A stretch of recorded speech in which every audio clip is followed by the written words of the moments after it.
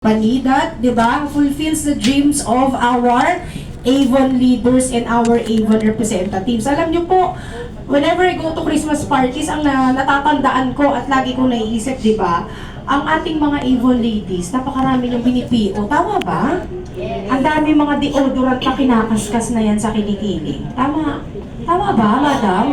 Ilan ang, di ba, pag pumiyo kayo ng Quelch, ang dami, di ba? Pag pumiyo ng lotion, ang dami rin. So bakit? Bakit ang dami, di ba? Isipin natin, siguro, di ba, ang dami po nating products, ang dami nating benta, million sa isang buwan, di ba?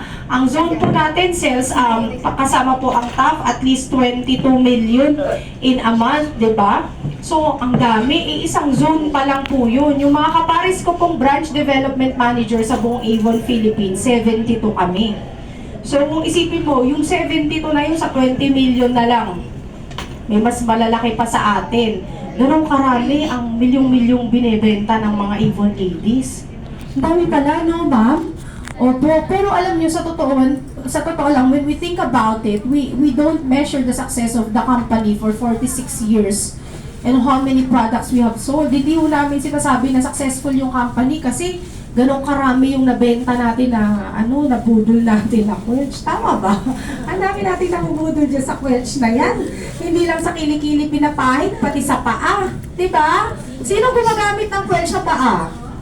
Hindi nyo ba yun alam? Opo, alam niyo po ba that you can use Quelch sa paa? Kasi it will help with the odor, and of course kung medyo nagpapawis-pawis, effective yan. May mga kilala ako na hindi lang sa kilikili kinakaskas ang Quelch, kundi sa paa, pero effective. Try nyo po, kahit may mga kilala ako na mga basketball players, yan yung ginagamit nila. So, ba't balikan natin?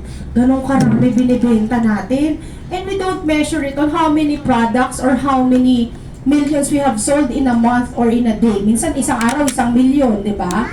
We measure the success of the company on how many dreams have come true because of Avon. Ilan na ba yung mga bagets na napagtapos ng magulang nila? Di ba, Miss?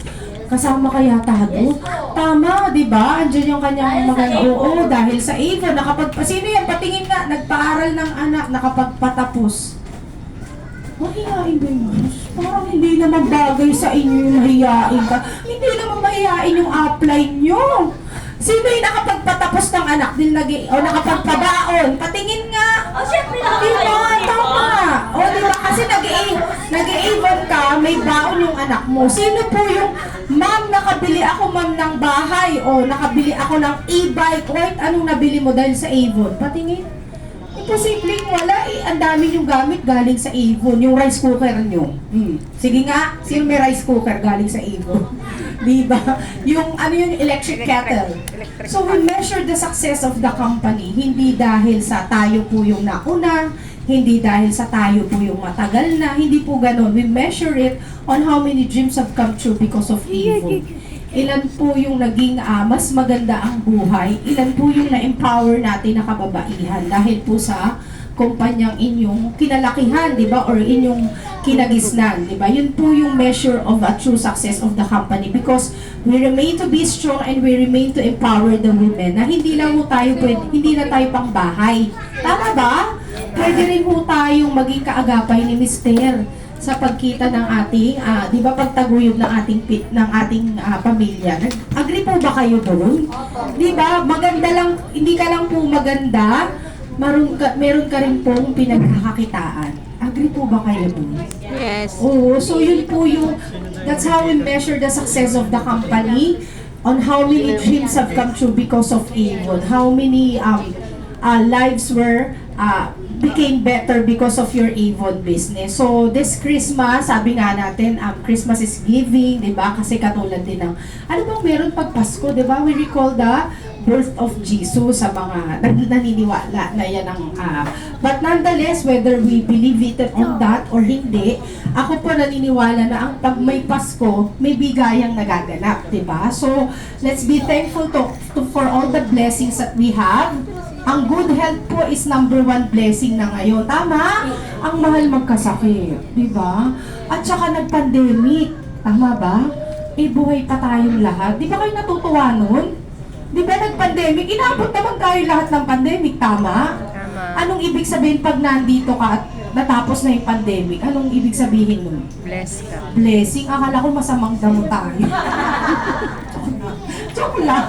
Joke lang. Di ba tama? So that's a blessing. So let's have a better health ngayong 2025. I wish everybody a better business, di ba?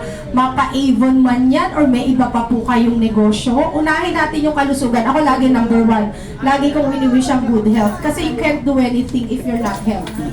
Di ba? Kasi kahit gusto mong mag-Avon, gusto mong magbenta, gusto mo ng ganito, you cannot do that kapag ikaw po ay may sakit, di ba? And even if, di ba tayong mga nanay ay nag-aalaga ng mga anak, na-extend pa hanggang sa apo, nag-alaga pati sa asawa, na-extend pa hanggang sa biyanan na hindi naman masyadong close. Kailangan healthy ka, di ba? Tama! Sino yung may ka-close sa biyanan? Patingin nga, dali marites lang ako. Kita nga wala nagtatas, patingin, sino yung close sa biyanan niya? So, anong nireregalo sa biyanan kapag Pasko? Akin po, ano po, face powder tapos lipstick. Ay, close nga sila. Kasi medyo mahal yung binibigay niya. Madam, ikaw, yung piniregalo. Po niya yung ano po, yung pabango po ng Avon na sweet hands. Parang hindi na bagay sa edad niya yun.